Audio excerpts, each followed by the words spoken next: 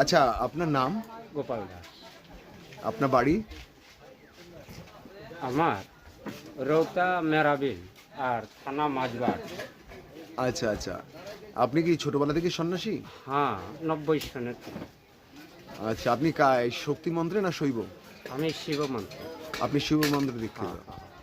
আচ্ছা, শিবের যে 10টা আছে, দশমহাবিদ্যা যেটা আছে শিবের, ওইটা সম্বন্ধে যদি একটু কিছু আমাদের বলেন। আমি তো ওটা জানি না, মাত্র ওম নমঃ শিবায়টাই জানি বাবা, পঞ্চাক্ষর মন্ত্র।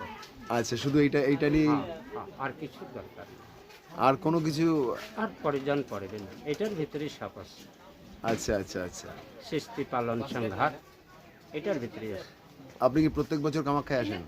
আমি আগে আসছি, এখন এই 8-10 বছর ধরে আসিনি। কেন? মানে তপস্যার গাছের তলে আসছিলাম বাবা। কি গাছের তলে? তপস্যায় ছিলেন? হ্যাঁ, আগে আইতাম। শুধু ওম নমঃ শিবায় হ্যাঁ, জপ হ্যাঁ। জপ জপ করে গেছেন? আর কোনো মন্ত্র নেই। খাওয়া দাওয়া করেছিলেন সেই তপস্যার সময়?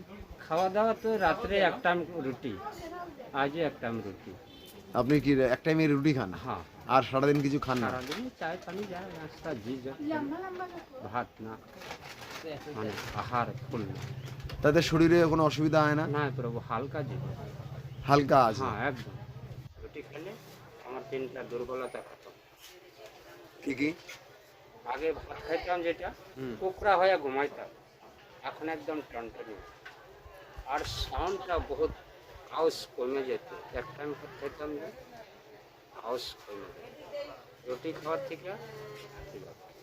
আচ্ছা, আপনি কি মন্দির দর্শন করেছেন? মায়ের দর্শন করে? হ্যাঁ, দর্শন করে লামছি। ভেতরে গর্ভগৃহে গিয়েছিলেন না বাইরে থেকে? বাইরে থেকে বাপরে ভিড়, গুরু বাবা কিরকম ওইখানে প্রচুর ভিড়?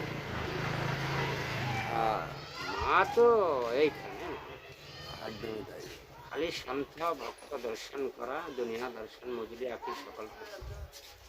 सबके दर्शन करा, ब्रह्मांड के दर्शन करा, शब्द ही समस्त রাজপথা। তার জন্য গুরু বাবা, ভগবান খুশি হইলে আপনার সামনে আইতে পারে, কিন্তু ভক্ত না। বলছে ওম নমঃ শিবায় শান্ত মহন্ত সর্বভক্ত জন, সর্বতপস্বী সর্বভক্ত জন, নমঃ শিবায় নমঃ শিবায়। অনেক ধন্যবাদ আপনাকে।